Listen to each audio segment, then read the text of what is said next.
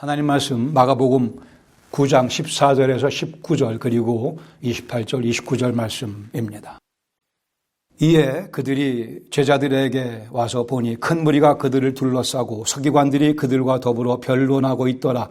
온 무리가 곧 예수를 보고 매우 놀라며 달려와 문안하거늘 예수께서 물으시되 너희가 무엇을 그들과 변론하느냐. 무리 중에 하나가 대답하되 선생님, 말 못하게 귀신 들린 내 아들을 선생님께 데려왔나이다. 귀신이 어디서든지 그를 잡으면 거꾸러져 거품을 흘리며 이를 갈고 그리고 파리해지는지라. 내가 선생님의 제자들에게 내쫓아달라 하였으나 그들이 능히 하지 못하였더이다. 대답하여 이르시되 믿음이 없는 세대여, 내가 얼마나 너희와 함께 있으며 얼마나 너희에게 참으리요. 그를 내게로 데려오라 하시매. 28절 집에 들어가시매 제자들이 조용히 묻자오되 우리는 어찌하여 능히 그 귀신을 쫓아내지 못하였나이까. 이르시되 기도 외에 다른 것으로는 이런 종류가 나갈 수 없느니라 하시니라. 아멘. 저는 주일 아침 예배 드리기 위해 예배당에 들어오면 기분이 좋습니다. 전사님이 커피를 끓여놔서 커피 향이 저를 환영하며 맛있는 간식이 저를 기다려서도 그렇게 했으나 더 중요하게 더 심각하게는 저는 예배당에 들어오면 하나님의 은혜가 밀려오는 것을 느낍니다.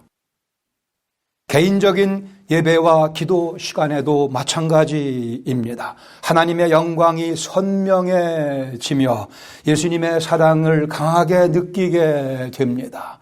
성령 하나님의 감동, 감화하심이 저희 마음과 생각을 지배하시며 그 거룩한 능력으로 저를 채우시는 것을, 충만케 하시는 것을 경험하게 됩니다.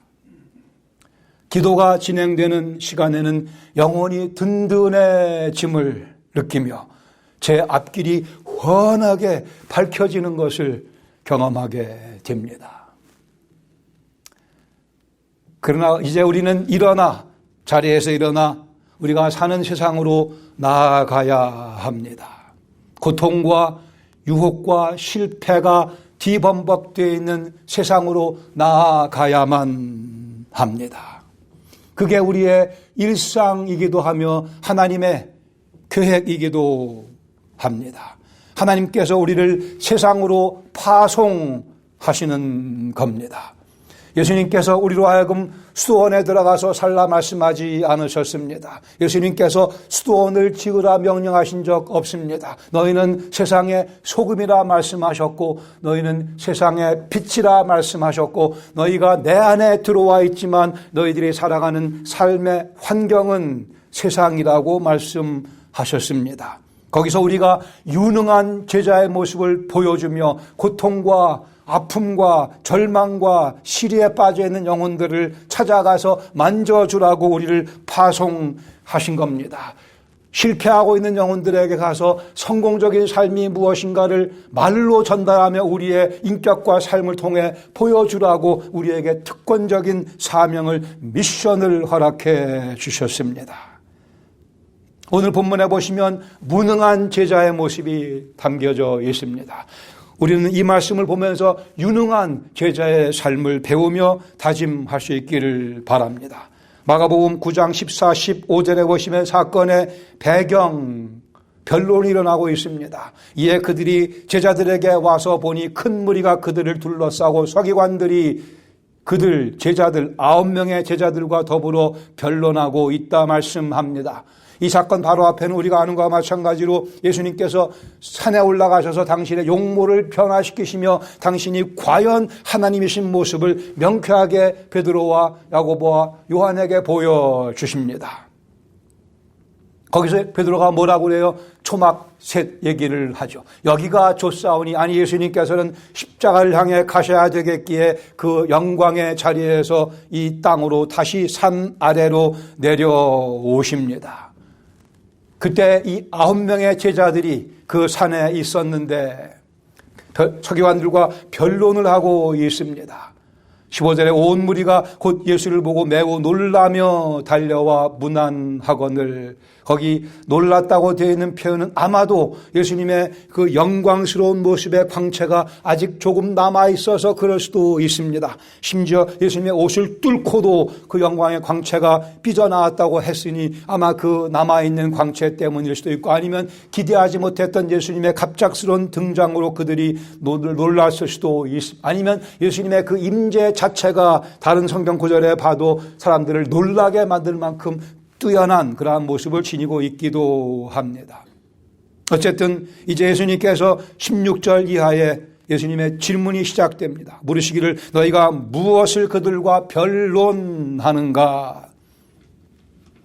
이제 귀신 들린 아들의 아버지가 등장하며 10절에 말씀하기를 무리 중 하나가 대답하되 선생님 말 못하게 귀신 들린 내 아들을 선생님께 데려왔나이다. 그리고는 자기 아들의 병세에 관해, 즉 귀신의 행패에 관해 묘사합니다. 18절에 귀신이 어디서든지 그를 잡으면 거꾸러져 거품을 흘리며 이를 갈며 그리고 파리에 지는지라. 아버지의 마음을 이보다 더 아프게 하는 일은 드물 것이라 여겨집니다. 그 아픔을 안고 이 아들 속에 있는 하나님의 형상을 망가뜨리려고 하는 사탄의, 멸절시키려고 하는 사탄의 노력, 이 아버지는 표현하고 있습니다. 고통이 담긴 불평을 토해냅니다. 내가 선생님의 제자들에게 내쫓아달라 하였으나 그러나 그들이 능히 하지 못하였나이다. 이 아버지의 절망감, 실망감, 제자들의 무능함에 관한 보고입니다. 베드로와 야고보와 요한을 제외한 9명의 제자들, 이들의 무능함 때문에 이 서기관들과의 논쟁이 시작된 것으로 보입니다. 서기관들이 얘기하기를 왜 너희들은 고치지 못하느냐 하고 다고쳤을 것입니다. 19절에 예수님의 책망이 기록되어 있습니다. 대답하여 이르시되 믿음이 없는 세대여 내가 얼마나 너희와 함께 있으며 얼마나 너희에게 참으리요 그를 내게로 데려오라 하시매, 제자들의 무능함과 그 무리의 믿음 없음을 주님께서 개탄하십니다. 마가복음 6장 12절에 이런 말씀이 기록되어 있습니다. 제자들이 나가서 회개하라 전파하고 제자들이 많은 귀신을 쫓아내며 많은 병자에게 기름을 발라 고쳤다고 말씀합니다. 이 9명의 제자들은 이미 예수님의 권능을 위임받고 나아가서 귀신을 내쫓고 병든 자를 고쳐든 경험을 했던 12제자, 그 중에 9제자, 오늘은 이 귀신 들린 아이의 병을 고치지 못하는 무능함에 빠져 있습니다. 무리들도 이미 예수님께서 하나님의 능력으로 많은 병자들을 고치시는 것을 자기들 눈으로 경험하며 목격했던 무리들인데 자기들이 직접 하나님께 호소하며 하나님의 자비와 긍휼을 끌어내릴 능력은 갖추지 못하고 있는 모습을 보게 됩니다. 예수님 입장에서는 이제 곧 십자가를 지시게 될 텐데 승천의 시간이 점점 다가오는데 아직도 당신의 제자들은 믿음 훈련이 많이 부족한 상황이며 이 패역한 세대가, 이 악한 세대가 아직도 믿음 위에 서 있지 못하는 모습에 주님께서 안타까워하고 계십니다. 그리고는 그 아이를 내게로 데려오라 말씀하시고 20절 이하에 그 아이를 고쳐주십니다. 그 내용은 다음 주에 같이 보도록 하시고요. 28절 결론으로 넘어갑니다. 거기에 제자들의 질문이 있고 예수님의 정답이 놓여 있습니다. 제자들이 예수님께 집에 들어가시며 제자들이 조용히 묻자오되 우리는 어찌하여 능히 그 귀신을 쫓아내지 못하였나이까. 이 표현 가운데는 우리라는 표현이 강조되고 있습니다. 제자들이 말하기를 예수님 우리는 왜 이렇게 질문합니다. 자신들의 능력에 그들의 생각이 집중되어 있는 것을 마가는 우리에게 보여주고 있습니다. 마치 능력이 자기들 주머니에 들어있는 양. 29절에 예수님께서 말씀하십니다. 기도 외에는 다른 것으로는 이러한 하나님의 기적적인 능력에 가득 찬 일들이 벌어지지 않는다고 말씀합니다. 기도는 믿음의 외적인 표현입니다. 믿음이 있는 사람만 기도합니다. 믿음이 있는 사람만 기도합니다. 하나님의 선하심과 사랑 그리고 하나님의 능력을 알고 믿는 사람만 그 앞에 무릎 꿇으며 기도드립니다. 사람의 능력이 아닌 하나님의 능력을 경험하기 위해서는 기도가 열쇠라고 예수님께서 말씀하십니다. 본문 가운데 오늘 두 가지 정도의 교훈을 함께 나누기를 원합니다. 첫 번째는 영광을 경험한 우리가 아픈 현실을 책임져야 합니다. 이것이 예수 믿고 살아가는 삶이라고 하는 것입니다. 그리스도 예수의 영광을 우리는 경험했습니다. 예수님의 죽으심과 부활을 우리는 알고 있습니다. 우리는 그곳에 있었습니다. 예수님 내 죄를 짊어지시고 돌아가시는 모습을 우리 두 눈으로 똑똑히 봤으며 예수님께서 죽음을 이기시고 정복하시고 부활하신 것을 우리는 봤으며 우리는 체험했으며 우리는 믿고 있으며 그 사실이 오늘 우리의 삶의 기초가 되고 있습니다. 예수님께서 변화산상의 영광을 뒤로 하시고 산 아래로 내려오시자 귀신 들린 자들이 예수님을 기다리고 있었습니다. 수많은 병자들이 아니 더 나아가서 아직 구원에 참여하지 못한 허덕이는 영혼들이 예수님을 기다리고 있는 분위기를 보게 됩니다. 똑같은 장면이 우리 삶 가운데도 반복됩니다. 우리는 이미 그리스도의 영광에 참여했지만 우리가 살아가는 세상은 허덕이는 사람들로 가득 차 있기에 영광을 경험한 우리가 예수님께로부터 그 능력을 위임받은 우리가 나아가서 그들을 치료하며 그들을 살리며 그들의 마음속에 평강을 전하며 그들의 삶을 승리의 삶으로 바꾸어 줘야 되는 귀중한 책임이 여러분과 저에게 주어져 있으며 이것이 그리스도 예수의 복음이라고 하는 것입니다. 파송받은 인생을 말씀하고 있습니다. 우리는 믿음이 없는 세대 가운데 살고 있습니다. 폐악한 세대 속에 우리는 살고 있지만 우리는 구별된 존재입니다. 이 아버지가 자기 아들의 모습을 묘사한 것과 마찬가지로 오늘 21세기 2021년에도 귀신이 여기저기서 사람을 영혼을 잡아 거꾸러지게 하며 거품을 흘리게 하며 이를 갈게 하며 파리하게 만들고 있습니다. 사탄이 지금도 부지런히 다니며 영혼들을 망가뜨리고 있으며 우리 주위에도 이 많은 사람들이 망가진 채 아니 죽어있는 채 살았다 하지만 실상은 죽어있는 모습으로 인생을 허비하고 낭비하고 죽음의 절벽을 향해서 마구 달려가고 있음을 우리가 봐야 할 것입니다.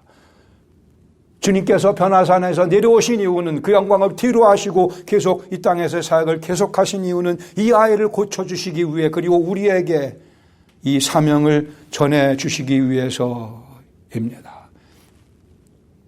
마태복음 9장 36절 이하에 이렇게 말씀합니다. 예수님께서 말씀을 전하시며 천국복음을 전하시는 가운데 무리를 보시고 불쌍히 여기시니 이는 그들이 목자 없는 양같이 고생하며 기진함이라. 목자 없는 양같이 고생하며 기진하고 있는 사람들이 우리 주위에 얼마나 많이 있습니까? 그러므로 38절에 추수하는 주인에게 37절에 이에 제자들에게 이르시되 추수할 것은 많되 일꾼이 적으니 그러므로 추수하는 주인 하나님께 청하여 추수할 일꾼들을 보내어 주소서 하라 하신지라. 이 말씀의 의미는 제자들에게 너희들이 추수하는 일꾼이 되어 가서 추수하라고 하시는 말씀입니다. 추수할 일꾼은 그리스도의 제자들이었고 오늘 21세기의 그리스도의 제자인 우리가 추수할 일꾼들입니다. 우리에게는 추수라고 하는 사명이 주어져 있습니다. 누가복음 10장 33절에 예수님께서 선한 사마리아인의 비유를 말씀하시며 이렇게 비유를 전개하십니다. 어떤 사마리아 사람은 여행하는 중 거기에 이르러 그를 보고 불쌍히 여겨 예수님과 똑같은 심정으로 불쌍히 여겨 가까이 가서 기름과 포도주를 그 상처에 붓고 싸매고 자기 짐승에 태워 주막으로 데리고 가서 돌보아 주니라. 돌보아 주니라. 여러분은 누구를 돌보고 계십니까? 우리 가족 네 식구만 돌보고 계십니까? 여러분의 인생의 지경을 넓히시며 여러분의 인생을 더 위대한 인생으로 만들어 가시기 바랍니다. 누구를 돌보고 계십니까? 누구를 불쌍히 여기고 있습니까? 불쌍히 여기는 마음은 예수 그리스도의 영광에 참여한 자들에게 주어지는 마음이며 그리스도의 그 능력을 위임받은 자들이 느끼는 감정이기도 합니다. 우리 주위에 강도당한 영혼들이 많이 있는데, 부지기수로 많이 있는데, 제사장같이 레위인같이 자기 길만 가는 그런 모습 예수님께서 달갑게 여기지 아니하십니다. 선한 사마리아인, 이 사마리아인과 같이 내 것을 들여가며 기름과 포도주 돌보아주는 구체적인 노력과 현실이 우리 삶 속에 매일 전개되어야만 우리는 그리스도 영광의 의미가 무엇인지를 더 깊이 체험하며 아하, 이것이 이 땅에서 하늘나라를 경험하는 것이구나 더 깊이 있게 경험할 수 있게 될 것입니다. 우리는 예수 그리스도의 영광을 위하여 부름받은 그리스도인들입니다. 그 능력이 우리 속에 부어졌으며 그 능력을 가지고 다른 영혼들을 섬기도록 부름받은, 그러기 위해 구원받은 그리스도의 영광스러운 제자들입니다. 본문 가운데 제자들의 무능한 실패의 이유가 있습니다. 우리는 동시에 여기서 우리가 유능해질 수 있는 방법, 그 방법은 기도입니다. 두 번째 교훈, 우리의 유능함은 기도를 통해 공급받으며 또한 유지됩니다. 유지됩니다. 예수님 산 위에 올라가시는 동안에, 계시는 동안에 9 제자들이 예수님의 이름으로 이 귀신 들린 아이를 낫게 할 수 있었습니다. 그러나 그들은 기도하지 않았기에 그들의 생각은 자신들에게 몰두되어 있었기 때문에 실패를 경험하고 말았습니다. 그들이 왜 이 아이가 나았으면 좋겠다는 생각을 왜 하지 않았겠습니까? 그러나 그들은 능력이 없어서, 기도하지 않아 믿음이 없어서, 능력이 없어서 발만 동동동동 구르고 말았던 상황입니다. 다시 한번 예수님께서 우리에게 능력을 부여해 주셨습니다. 보라, 내가 세상 끝날까지 너희와 함께 있겠다 말씀하시며 하늘과 땅의 모든 권세를 내게 주셨고 내가 너희와 함께 하겠다고 주께서 철저하게 약속해 주셨습니다. We are much, much more stronger. We are much, much stronger than we think we are. 우리는 훨씬 더 강력합니다. 더 강하며 더 유능합니다. 할 수 있습니다. 기도한다면, 기도에 우리의 생각이 몰입된다면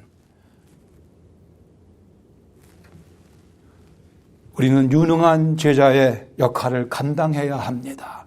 그렇게 해주시기 위해 예수님께서 십자가에서 고난당하시며 21세기에 우리를 염두에 두시고 예수님 그렇게 십자가에 돌아가셨습니다.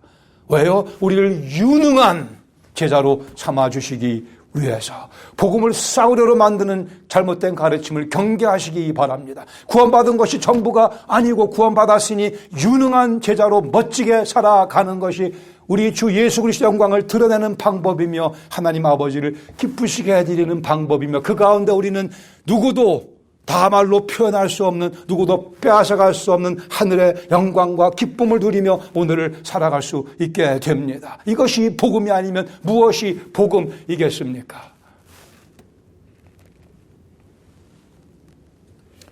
무능한 이유는 기도의 부족입니다. 빌립보서 1장 9절에 말씀하기를 내가 기도하노라 너희 사랑을 지식과 모든 총명으로 점점 더 풍성하게 하사, 하나님께서 너희 속에 사랑을 부어주시기를 기도하고 있습니다.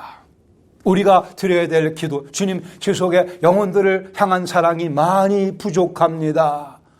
우리 영혼의 크기는, 우리 영혼의 무게는, 우리 영혼의 위대함은 내 속에 얼마나 다른 영혼들을 향한 사랑으로 가득 차 있는가에 의해 결정됩니다. 달리 얘기하지 마시기 바랍니다. 우리 속에 예수님께서 위에서 돌아가신 저 영혼을 향한 사랑이 얼마나 많이 자리 잡고 있는가가 우리 인생의 위대함을 결정합니다. 저는 그런 의미에서 위대한 인생을 살기 원합니다.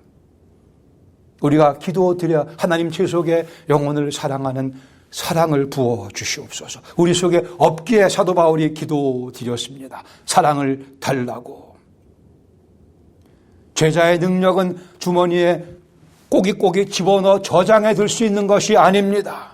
지속적으로 순간마다 하나님께로부터 공급받아야 되는 것입니다. 제자의 능력은 내 속에는 없습니다. 아무리 주머니가 많아도 그 속에는 없고 매 순간마다 프레시하게 새롭게 그때그때마다 지속적으로 하나님께로부터 공급받아야 됩니다. 그러기에 데살로니가전서 5장 17절 말씀하기를 쉬지 말고 기도하라고 쉬지 말고 기도하라. 하루에 2번, 3번 기도하라 말씀하지 아니하시고 쉬지 말고 기도하라 말씀하십니다. 쉬지 말고 계속해서 지속적으로 하나님의 공급하시는 은혜를, 능력을, 거룩함을 체험받으라고 말씀하십니다. 오늘의 능력은 오늘 아침에 공급받아야 됩니다. 매일매일의 능력은 매일 아침마다 하나님께로부터 공급받아야 합니다. 무능한 제자는 기도보다 논쟁에 더 많은 시간을 보냅니다. 무능한 제자는 테크닉이나 프로그램에 더 많은 시간, 더 많은 몰두를 합니다. 기도에 우리의 생각을 몰두하면 하나님께서 당신의 방법으로, 당신의 능력으로 절묘하게, 묘하게, 기이하게 우리의 삶 속에 찾아오시며 우리의 삶을 아름답게 전개하시며 당신의 나라의 영광을 위하여 우리를 귀하게 사용하시며 우리를 유능한 일꾼으로 만들어 주실 것입니다. 기도는 사건이나 행사를 뛰어넘어 삶의 과정이며 자세입니다.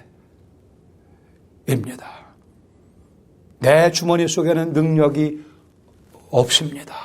매 순간마다. 그러기에 쉬지 말고 기도해야 될, 그리고 사도 바울은 말씀하기를 이것이 그리스도 예수 안에서 너희를 향하신 하나님의 뜻이라고 말씀합니다. 무엇이 하나님의 뜻이라고요? 쉬지 말고 기도하는 것이. 하나님의 뜻을 구한다는 분들이 많이 있지만 먼저 첫 번째 잘 알려진 하나님의 뜻을 먼저 구하며 순종해야 합니다. 쉬지 말고 기도하는 것이 하나님의 그리스도 예수 안에서 너희를 향하신 뜻이라고 말씀하지 않으셨습니까? 이 명쾌한 하나님의 뜻에 먼저 우리가 순종하면 우리가 유능한 제자의 모습으로 주님께 쓰임받을 수 있게 될 것입니다. 내 힘으로 하다가 잘 안 되면 그제야 가서 무릎 꿇는 그러한 전략은 좋은 전략이 아닙니다. 시작부터 처음부터 골로새 1장 9절에 말씀합니다. 이로써 우리가 듣던 날부터 너희를 위하여 기도하기를 그치지 아니하고 구하노니. 이로써 듣던 날부터 from the first day 사도 바울이 골로새 성도들에 관한 믿음의 소식을 듣는 그날부터 사도 바울은 골로새 성도들을 위해서 기도하기를 쉬지 아니했고 그렇게 골로새 성도들과 사도 바울의 영적 관계는 그렇게 시작되며 그렇게 진행됐습니다. 사도 바울이 사도 바울인 이유는 이러한 특징적인 모습을 갖고 있었기 때문입니다. 골로새 성도들의 믿음에 관한 소식을 듣고 그들을 위해 그날부터 기도하기를 시작하고 그치지 아니했다고 말씀을 합니다. 믿음이 있어야 능력을 발휘할 수 있습니다. 어제 받은 능력이 내 주머니 속에 남아있다 오해하지는 마시기 바랍니다. 이 제자들 마가복음 6장에서 이미 주께서 주신 그 능력을 가지고 귀신 내쫓고 많은 병을 고치는 경험을 했지만 이 9장에 와서 무능력한 모습으로 무너져 있는 것을 발견하게 됩니다. 전기 코드를 빼면 그렇게 힘차게 돌아가던 선풍기가 곧내 멈추는 것과 같이 기도의 선이 연결되어 있지 못하면 기도가 끊어지는 그 순간 우리는 선풍기가 죽듯이 우리의 돌아가는 그 모습도 주저앉게 되고 맙니다. 누가 무디 선생에게 이렇게 물었어요. 왜 자꾸 성령 충만을 받으라고 합니까? 무디 선생 대답하시기를 그 이유는 우리가 새기 때문입니다. Yes, we leak. 우리 자꾸 새나가요. 그러기에 새롭게 성령 충만을 경험해야 할 것입니다. 기도 시간적으로 좀 여유가 생기면 하도록 하죠. 아주 어리석은 선택입니다. 사업이 좀 슬로우 다운 되면 너무 요새 바쁜데 사업이 좀 슬로우 다운 되면 그때 기도에 전념하겠습니다. 아주 어리석은 선택입니다.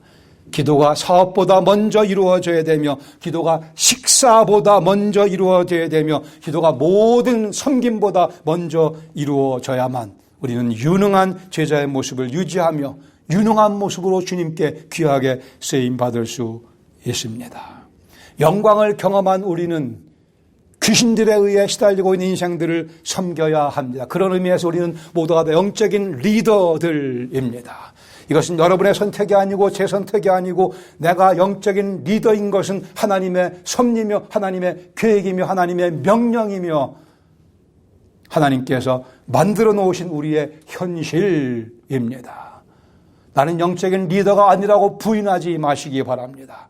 이미 여러분들은 그리스도의 죽으심과 부활을 믿음으로 그 영광에 동참했습니다. 부활의 권능이 여러분 속에 역사하고 있으며 그러기에 여러분들은 고난에 참여함을 더 깊이 알아가셔야 합니다. 하나님께서 예수 그리스도를 통해 나를 여러분을 영적인 리더로 만들어 주셨습니다. 그러기에 유능한 리더가 되어야만 합니다. 사무엘과 같이 그는 그의 마지막 고별사에서 이렇게 말씀합니다. 사무엘상 12장 23절에 나는 너희를 위하여 기도하기를 쉬는 죄를 여호와 앞에 결단코 범하지 아니하리라.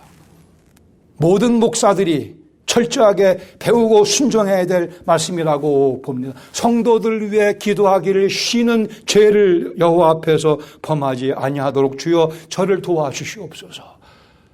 여러분 모두의 기도입니다.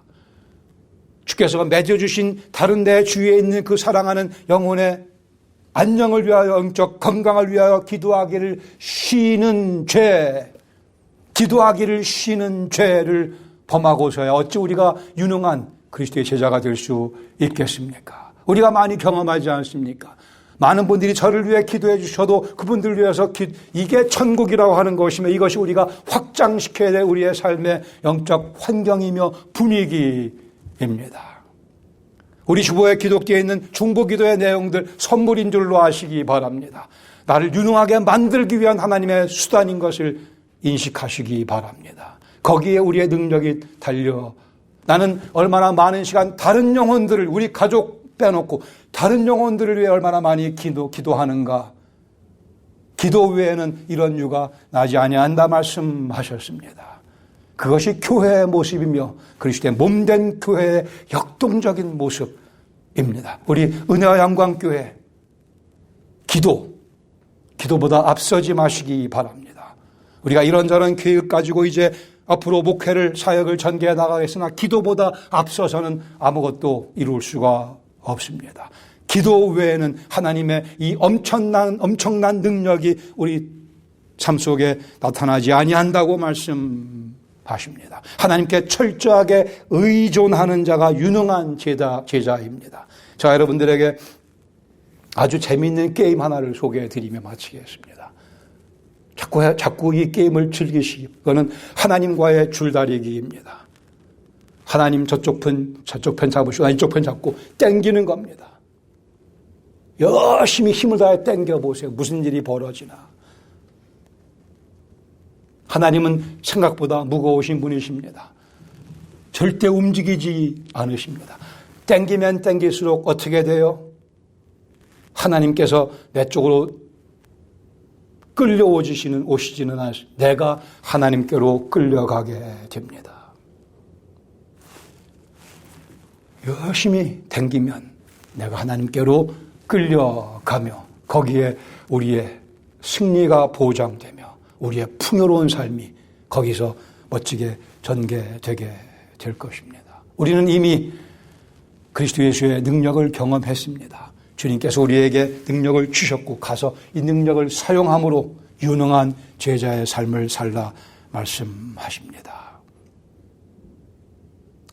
크신 영광 보여주며 나와 함께 가시는 예수님 그 뒤를 따르며 유능한 제자의 삶을 전개하는 한 주간 될 수 있기를 바랍니다. 많은 영광 보여주며 이 점을 놓치지 마시기 바랍니다. 같이 기도하겠습니다. 여러분 마음을 주님께 아뢰시기 바랍니다. 난 얼마나 유능한 제자인가. 혹 그렇지 못하다면 이 시간 유능의 지셔야만 됩니다. 다른 선택이 없습니다. 나는 그리스도 예수의 은혜로 유능한 제자입니다. 영적인 리더입니다. 내가 책임져야 될 영혼들 손에 꼽아보시기 바랍니다. 그 영혼들 내가 책임져야 합니다. 내가 가서 섬기며 유능한 모습으로 예수님의 능력을 전해야 됩니다. 나눠줘야 합니다. 많은 영광 보여주며 나를 이끄시는, 함께 가시는 주님과 함께 유능한 제자의 모습으로 한 주간 살아갈 수 있기를 기도하며 헌신하시기 바랍니다. 여러분 마음을 주님께 아뢰시기 바랍니다.